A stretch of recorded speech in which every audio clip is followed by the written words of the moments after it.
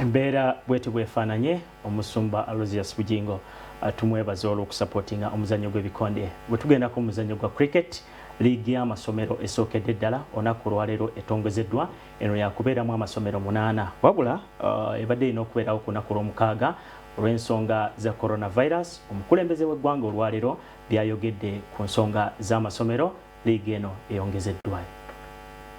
Neyanzabe ekitaka ne Kabenge empaka ezitogozeddwa olwaleero ze schools UCA Boys Schools Cricket League.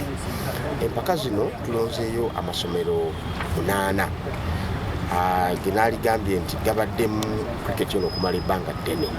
Kati amasomero gano okusookera ddala galina facility eyeetaagisibwa okulaba nti abaana abazannya omuzannyo guno tebakosebwa nga baguzannya, kuba gwetaaga ekisaawe nga kisenkeddwa bulungi basobola okuzannya. Tulowooza era tusuubira nti mu ntegeka zino eza Schools League omuwendo gw'abaana abazannya n'abaagala omuzannyo guno emizannyo egigenda okubeera mu masomero mwennyini bajja kuba nga beeyongera. N'okulwekyo nti engeri gye tubakutte nga bakyali bato nga bakayingira mu senior 1 bajja kuba nga basobola okuyiga obukodyo ne tekiniki ezizannya omuzannyo guno zisobole okukula nga bakyali bato, era ng'Abangereza bwe bagamba catch them young.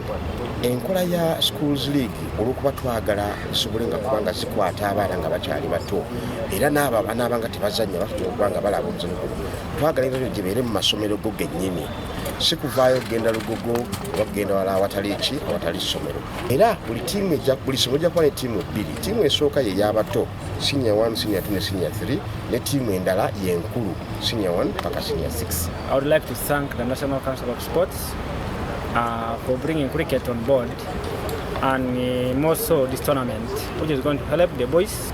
Kuno omuzannyo eno liiga okubeerawo kintu kikulu nnyo kubanga kijja kuyamba okulaakulanya omuzannyo guno mu ggwanga, ate okuwa abaana chance okuba n'emizannyo mingi abazannyi, okuba ne chance okuba nga bazannya emizannyo mingi n'okukula mu muzannyo nga gwo, n'ekirala okuba nga abaana bamanyagana n'okumanya ebifu kubanga